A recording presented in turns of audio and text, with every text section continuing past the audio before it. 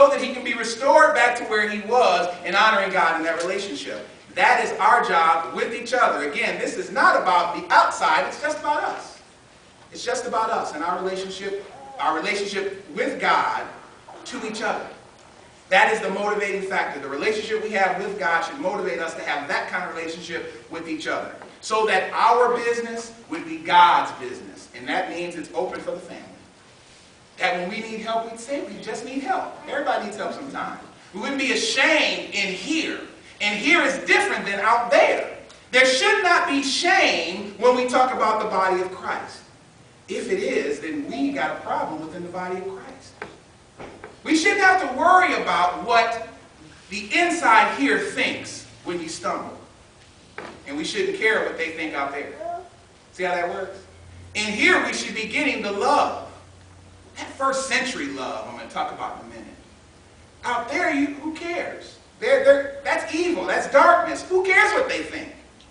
But in the family of God, that's a big difference.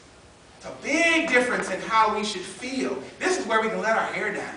This is where we can truly be ourselves, and that if what we do is wrong, can be corrected in love. This is a place that is like no place else on this planet, because we're together with like-minded people who are serving God for the same reasons. Brotherly kindness. So then, turn to Acts 2 rather, verse 42 through 47. An act of brotherly kindness in our service. We talked about the speaking to one another in love, service. In Acts 2, you know what happened. Peter preaches that first sermon. 41 tells us that 3,000 souls were saved that day, baptized as a result of what had been taught. And verse 42 says, they were continually devoting themselves to the apostles' teaching and to fellowship, to the breaking of bread and to prayer. Everyone kept feeling a sense of awe, and many wonders and signs were taking place through the apostles. Verse 44 says, and all those who had believed were together and had all things common, an essential element of brotherly kindness. All things common. We can't have all things common without brotherly kindness. Watch how it develops. Verse 45 says, and they, the ones who had all things in common, began selling their property and possessions and were sharing them with all as anyone might have need. This wasn't everybody that was in Jerusalem. This was the body of Christ. Exclusive because of the relationship they had. And everybody was given according to how they needed. Everybody was given that way. Isn't that interesting? How many of you agree that that's the right thing to do? Raise your hand. Now I would have thought everybody would raise their hand. Let me say it again. I'm sorry, I was surprised me. They had all things in common, so people that had sold their possessions, gave it to them, and it was equally distributed out as a person that needs. Like, not everybody was given $100. If you needed 150, you got 150. If you needed 75, you got 75. If you needed 20 bucks, you got 20 bucks. If you needed $400, you got $400. But they sold their possessions and they gave as each individual person had need, so that they'd have all things in common. If you believe that that's right, raise your hand. Almost got everybody that time, almost. All right, now, is that biblical? Is it biblical? Do you know that's socialism? Yes, that is. How come? Because a lot of people, what's this, people that need, a lot of people say they need, but they're not motivated. This was only people in the church. This wasn't those outside people. But it does say people in need. Yeah, but the only people that got something were the people that are part of the body of Christ. This was exclusive. All right, we'll talk about it later. But the idea was that the body of Christ was self-sufficient. You don't see them saying, instead of selling their possessions, they sold chicken dinners, and what had happened was they collected. You don't see that. There wasn't some big thing with a board, and they were drawing colors, and it wasn't that. But whatever you had, whatever God had blessed you with, you blessed other people with it. That was your service to each other. Why? Because of brotherly kindness. Brotherly kindness makes you do that every time because you're connected by the same spirit. Now, the idea of there are some people who don't have need. Is that true? Like some people who don't have need would actually try to scam you? And if they scam you, what would happen? Do you go take them to jail, get your money back? See, in God's economy, it's wonderful because we don't look at today. We look big picture. Can you scam God, really? No.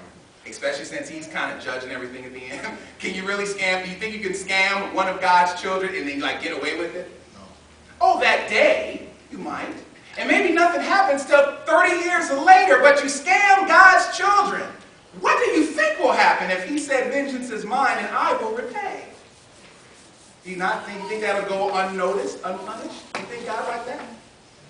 We've never seen it. In anything we've read, we've never seen it. God will take care of that. But the great part is, understand this. Even the scammer has a need. Maybe not a temporal need of something, but they need God's word. This was a means to an end to speak the truth in love. That's why you give the services that you do. Jesus preaching, healing, teaching, feeding people, crowd gathers. Here comes the sermon. How did he get them there? Do you think if they had put billboards up and said Jesus is going to preach, show up, that they would have done that? Doesn't work. But when they start helping, when they start giving, when they start doing, when they start changing lives, people gather. Oh man, I heard he healed that lame guy. Oh man, that person was dead and he raised them up. When they start seeing that stuff, man, they got there. I mean, listen to what he had to say. I'm saying today that if you meet a person that is hungry because they have no food and you feed them, that they'll listen to whatever you got to say. That still happens today. Now the shyster won't. You probably won't be hungry. It's hard to fake hunger. It's hard to fake hunger. Every time when I go to Detroit and I see these people that are like near the freeway entrances on and off ramps and they got the signs, I work for food and I'm hungry and veteran help please, and they get real creative, and all that, but some of them, you hate to try to judge the physical, what they look like. You hate to have to judge it because, you just never know. People have different standards. But I often wonder how they got like that. Like, what happened that they had to be out on the street? I'm foolish enough to believe that if I fell on hard times out on the street, that one of you would come and get me. Is that true? You guys laugh and shake your head. Yeah, you probably do. But I would like to believe we should have that security, at least, that if we did fall on hard times, we have a relationship or fellowship that would mean we would never have to do that. Unless we were prideful, kind of like the prodigal son, not wanting to go home yet, that kind of stuff. But if we had a relationship like the one that we read here, there would never be a need for that. There would never be a need for that because the truth would be spoken in love. Let me go that next step. If we have this, because see, you got to put truth with everything that you do, and sometimes we don't do that. If somebody has financial problems, the Bible never says just cut them a check. Sometimes people have to be taught how to handle money. Handling money is not something that everybody can just do. It's a learned behavior. So they have to be taught. Sometimes, and what churches have done in the past is just cut a check. Thinking everybody knows how to handle money. Here you go. Then when the people show up 2 weeks later and that bill still isn't paid, you wonder what happened. Well, we spent the money on something else. Well, why'd you do that? Well, because Mike Tyson was fighting on cable, wanted to see the fight. Or whatever reason. The idea is just, people need to be taught how to handle money. God never said, oh, just cut them a check and let them go. Say, God be with you and let them do that. Love them enough to follow it through. Show them, teach them, help them. Instruct them that they may have to do something different in their life than they're doing to get a different result. That's speaking the truth in love. So if this principle was done right, do you know there would not be a person in the body of Christ on welfare? Would not happen. Would not happen. Now there's people down on their luck. Well, we can fix luck. It's called faith. So that means that that person, we may have to speak the truth in love to them. Let them know McDonald's salary doesn't work. You might have to go to school or get a trade or do something different. And we can help you do that. But the idea is God never intended when he said, I came to bring you life.